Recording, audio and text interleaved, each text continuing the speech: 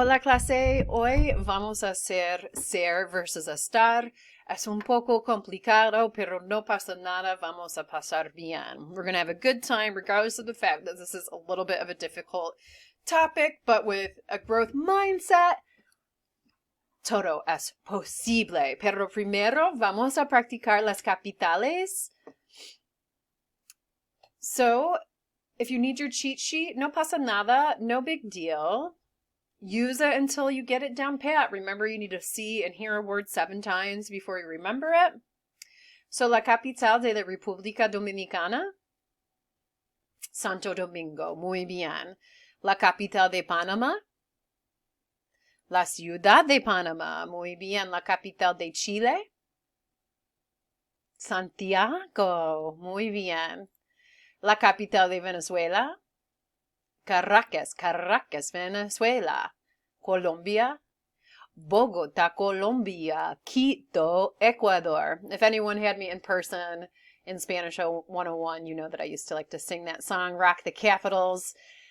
Has it helped you, or are you still stuck learning your capitals? Go check out that video. El Salvador, la capital? San Salvador. Muy bien.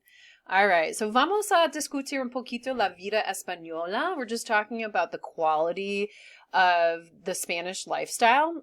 El vocabulario es de familia. It's about family. And the Spanish are incredible. When it comes to family time, when it comes to social time, that's one of the reasons right now the Spanish are about to surpass the Japanese in longevity is because of their close-knit family ties. Adds to their healthiness. So usually they live multi-generational or are living those experiences multi-generational and sharing those, which keeps them close-knit. But another reason is because of their quality of food. So we're just going to talk about really quickly why the Spanish are the healthiest in the world, and then we'll come back. 3 reasons why Spain is the healthiest. I'll turn it up. Number 1, Spaniards are famous for their version of the Mediterranean diet, which emphasizes olive oil, fish, nuts, and legumes, and less processed meats and baked goods. Number 2, Spain is home to the highest percentage of walkers in Europe. At least 3 out of 4 Spaniards walk for 10 minutes at a time, 4 out of the 7 days a week, higher than any other country in Europe. And number 3, dinner isn't the largest meal. Most Spaniards don't eat until 9 at night, but the key to the last meal, it's not a large one. Most calories are consumed during the lunch hour. So they eat their largest meal in the middle of the day, which allows them to digest it. Oftentimes dinner starts at 9 p.m., but it's small bites of food. You usually have a glass of wine with some tapas. If you guys remember talking about tapas last year, that's a huge part of the Spanish culture. It's often that 3 to 5 times a week you will go out for these little tapas to meet family members, to meet other friends. I can honestly say the Spanish are so social, and oftentimes when you're walking down the city streets and these people are socializing, you do not see nearly as many cell phones. And so one of the things we're facing right now in the United States is an epidemic of loneliness.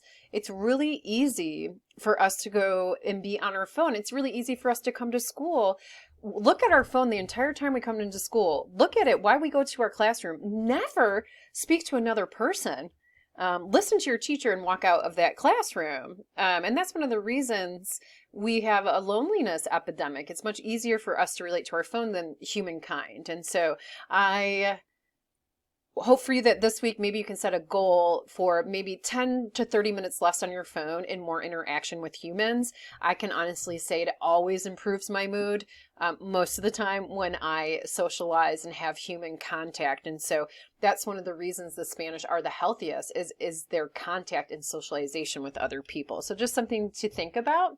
So we did numbers in the last lesson. So vamos a practicar un poquito. ¿Cómo se dice 100? Cien, so remember it's cien when it's 100, after 100, 101, 102, ciento uno, ciento dos. ¿Cómo se dice 200? Doscientos. 300, trescientos. 400, cuatrocientos. 500, 500. 600, 600. 700, 700. And then 1,000, you would have mil, right? I skipped over 800, 900 because we're just doing a little bit of a review here. So, vamos a practicar con los números. Un vuelo a Madrid de Toronto cuesta a flight to Madrid from Toronto costs. So what do you think? If you had to guess, how much do you think a round trip flight from Toronto to Madrid would cost? I picked Toronto because it's the largest international airport closest to us. And this way, it also eliminates one less flight for me usually. And if I'm going to Europe, usually it's only for 7 or 10 days, and I'd rather get there as soon as possible. So that's why I'm using the example as Toronto. Okay, so I definitely gave you enough time to think of what you think a flight would be from Madrid to Madrid from Toronto. 600. Oh, I'm going to give you the answer. So 621 is the answer, but ¿cómo se dice en español? So it's $621 to fly round trip. 621. Muy bien, 621. So did you think that would be more or less? Because that's pretty, an 8-9 horas. That's a 8 or 9 hour flight, so it is pretty far. En la foto estoy con mi familia en España, pero no estamos en Madrid, estamos en Granada. Me encanta Granada. En la foto soy yo, it's me, soy yo. Mi sobrino, so my nephew, muy bien. Él tiene 24 años. Yep, he's 24 years old. En la foto es mi hermana, my sister. Ella tiene 52 años. She's 52. Y también en la foto es mi hija. Es mi hija. It's my daughter. Y ella tiene en la foto 4 años. Y estamos en Granada. So, es mi familia, es mi hermana, mi sobrino, soy yo, it's me, y mi hija. Muy bien. Okay, on y va. Un vuelo a Amsterdam cuesta. So how much do you think a flight from Toronto to Amsterdam costs? Well, ¿dónde está Amsterdam? Amsterdam es la capital de. Amsterdam's the capital of the Netherlands. Muy bien. Holanda. And a flight round trip cuesta 582. So, ¿cómo se dice 582? This one's always tricky. 582. So normalmente yo vuelo a Amsterdam mucho. I enjoy flying to Amsterdam. Tengo una amiga que vive en Amsterdam. I have a very dear friend, my college roommate that lives in Amsterdam. So one of the reasons I love traveling there is because es muy fácil hablar inglés. The Dutch are the best non-native speakers of English. So 93% of their population speaks English. I've actually never met a Dutch person that doesn't speak English. So if you're nervous about the language barrier, this is a great first place to go. The only thing you have to be really mindful of, if you are crossing the street, you need to look for bikers first. 80% of the population goes by bike, and so it is amazing to see. So if you ever get a chance, go to Amsterdam. It's amazing. Okay. Y la última foto, el vuelo a Roma de Toronto cuesta. So how much do you think a flight to Rome from Toronto costs?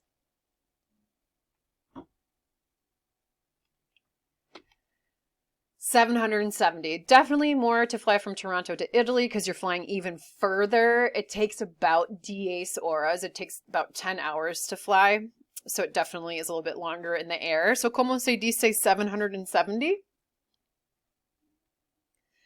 770. Muy bien. Y en la foto, Yo estoy. Soy yo, pero estoy. So here I am using ser and estar. So maybe it's helping you understand when and why I'm using it. So I said soy yo, it's me. Y estoy en Roma. And I am in Rome, right? So there's two different things that I'm saying there, but they both mean I am. So we are going to talk about those differences today. Y estoy con mi familia. Aquí es mi esposo. Es mi esposo de ¿cuántos años? 12 años. It's my husband of 12 years. Es mi hijo. Es mi hijo, my son, que tiene 7 años.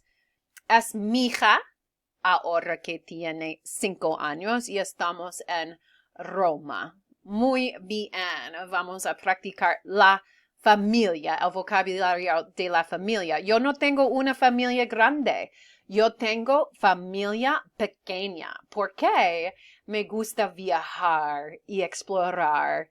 Y pienso que con muchos niños quizás es más difícil y mucho dinero. Okay, so we're going to continue today to the lesson. If you guys have your cheat sheet out, we have el verbo ser y el verbo estar. You actually just heard me use it in that last video or in that last screen.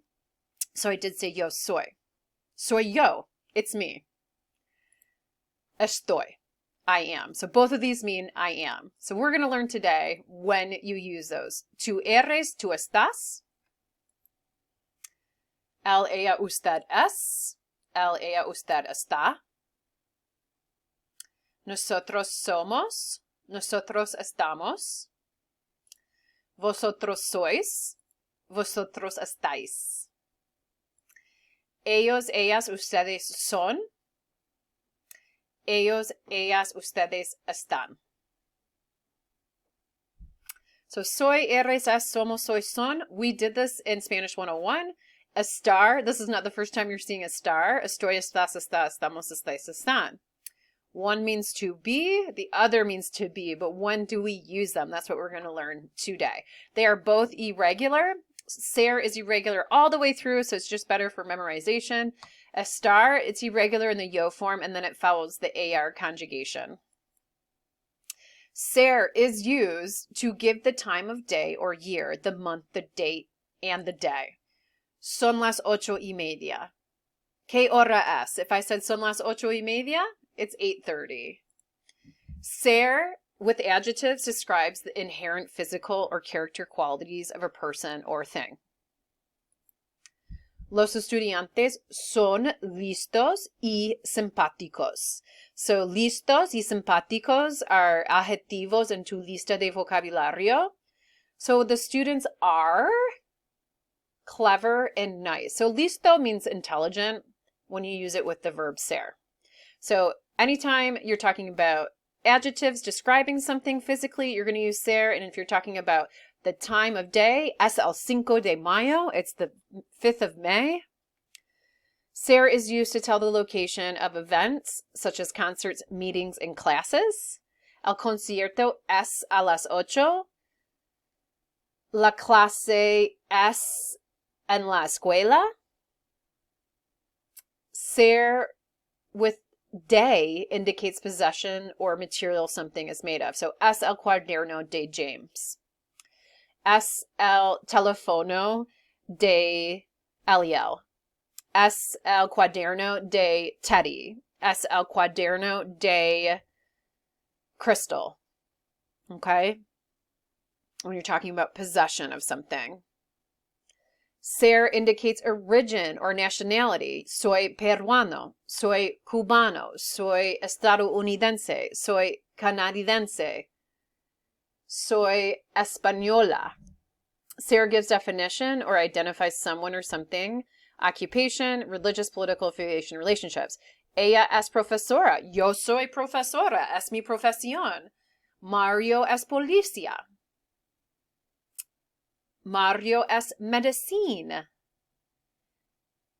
Mario es abogado, is a lawyer. So that was Sarah. And I'm going to come back to review this in a second, so don't panic too much. Estar is used to form the present progressive which is used to state that an action is in progress at this moment. Estoy estudiando. Estoy hablando a mi clase. I'm talking to my class. Estoy enseñando. I'm teaching. Estoy enseñando español. So anytime you're using the progressive, so remember AR verbs take on the end iando, which is like R-I-N-G, studying. Ella está escribiendo. ER-IR verbs change to iendo in with the ing form. So ella está escribiendo, she is writing. Estar with adjectives is used to describe the physical, emotional, or mental condition of a person or thing. ¿Cómo estás? Estoy bien. Cansada. Enferma. Estresada. Contenta. Alegre. Feliz. Right? So anytime I'm talking about my emotional needs, I would use the verb estar. Mis estudiantes están cansados. My students are tired, pero por supuesto we're tired. We work too much. Más siesta.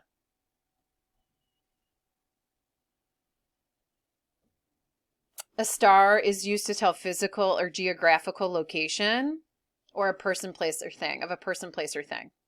La profesora está en la clase. Estoy en mi oficina. Estoy en la escuela. Estoy en mi casa. Estoy en Madrid.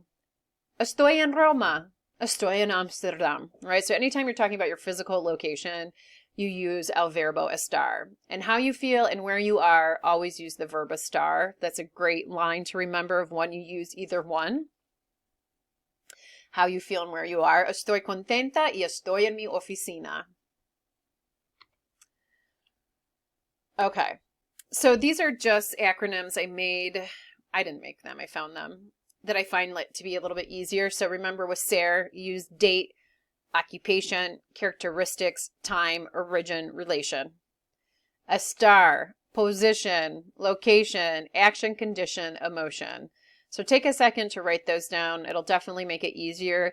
Now, when you go to do a sentence and you use estar instead of ser, are you going to get to where you're going? Yeah, most likely. It just sounds a little bit incorrect. And so don't let yourself get hung up on that. There's still times that I think about it. Or honestly, I speak so quickly that sometimes, ser comes out of my mouth instead of a star. And so it's not that big of a deal, but knowing the difference is important. And so don't get hung up on it. Make those mistakes and then you'll learn from them.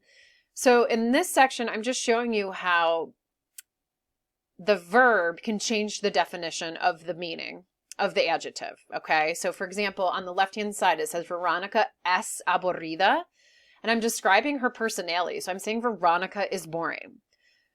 But if I said Veronica está aburrida, Veronica is bored, right? So that's a physical condition, right? So that's why I'm using estar. That's a condition, right? The other one, I'm describing her personality, and so that's why I'm using ser, but they both, changes a little bit. Rodrigo es listo. Rodrigo is very clever.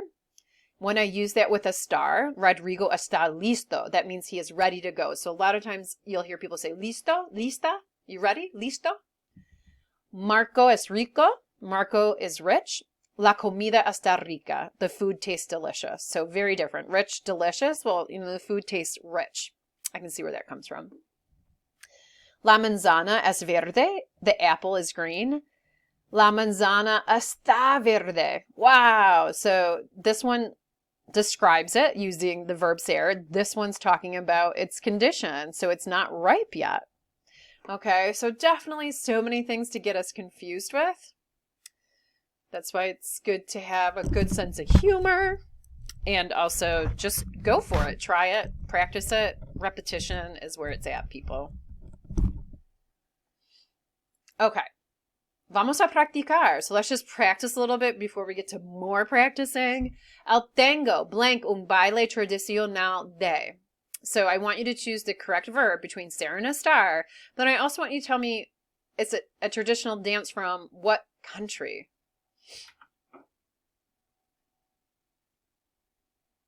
So it is a traditional dance. Are we going to use ser or estar?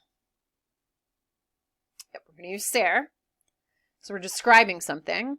Where does the tango come from? Chile? No. Argentina.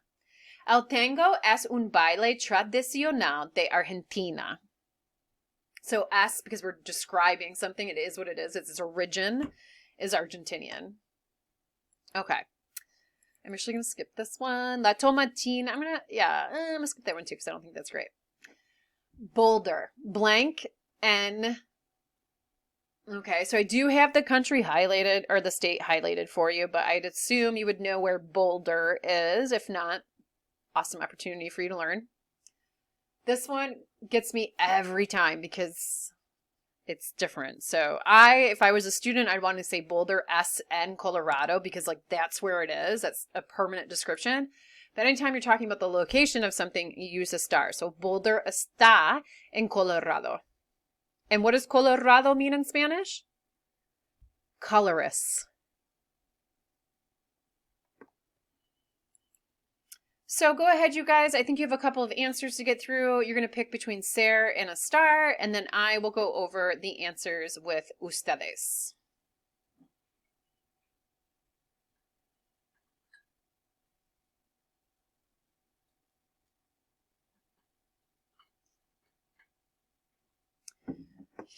Número uno, mija. So I was saying this earlier, right? Mi hija is how we'd want to say it, but oftentimes in Spanish they'll say mija because the H is silent, and so it kind of all goes together.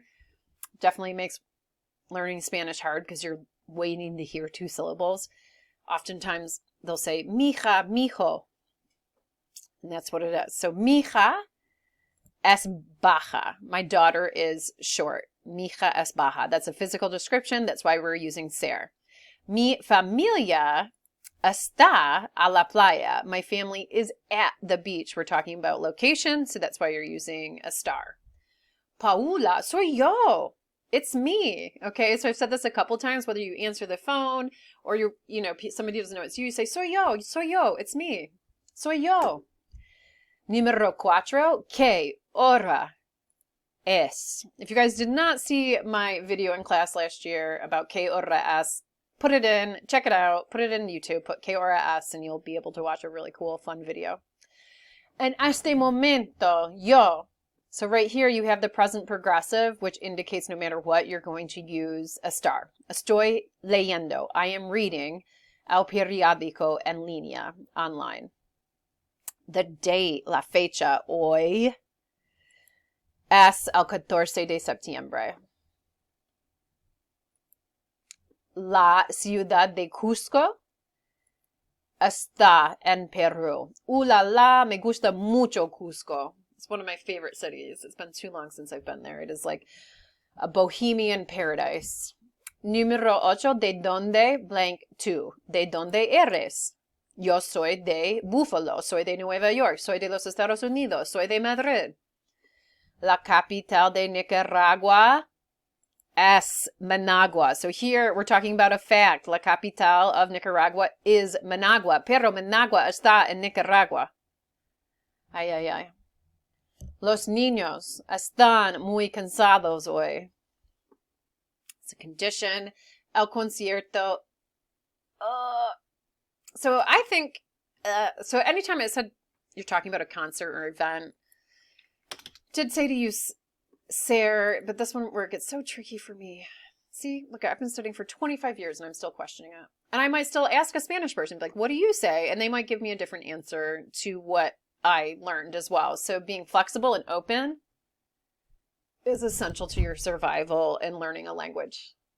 Número 12, mis amigos y yo estamos corriendo en el parque. We are running in the park. Corriendo is the present progressive, and so that's where that comes from. Maria y tú son inteligentes. A description. La computadora es de Miguel. We're talking about possession. Número 15, mis padres están enojados. This is one of your words, I think, on your list. Enojado is angry. La casa está cerca de un lago. The house is close to a lake. We're talking about location. Hablas bien el francés porque eres de Quebec. You speak French well because you're from Quebec. Hay muchas personas que hablan francés en Quebec, el québécois. Papa y yo no sabemos dónde estamos. We don't know where we are porque no tenemos el mapa. We don't have the map. Ahora tenemos teléfonos. Los lunes de entre semana que me gustan menos son el lunes y el martes. The days of the week I like the least are Monday and Tuesday. No veo la televisión cuando estoy estudiando. Aquellas estudiantes están muy ocupadas. Ay, mira a Nicola. Está muy elegante hoy. So normally you would think, okay, you're describing him, but I'm saying today you look good. So it's not something that's consistent. Estos dos libros no tienen nada de interesante. Los dos son igualmente aburridos. So again, we're talking about condition or describing something that's boring. Tú no estudias mucho, pero frecuentemente sacas A en la clase porque eres muy lista. You are very smart. You would have to tell by context whether to use Estar and ser with that one. Los estudiantes que saben bien la diferencia entre ser o estar están preparados. The students that know well the difference between ser and estar are well prepared for the exam. So after this lesson, do you feel más confundido? Are you more confused, less confused, or have a better idea of how to use ser versus estar? Again, it's really putting it to practice. You will get to where you're going regardless if you use ser or estar. This hopefully defines a little bit better when you choose to use them. I will not keep you any longer. It's been an absolute placer. Que tenga buen día. Nos vemos pronto. Ciao.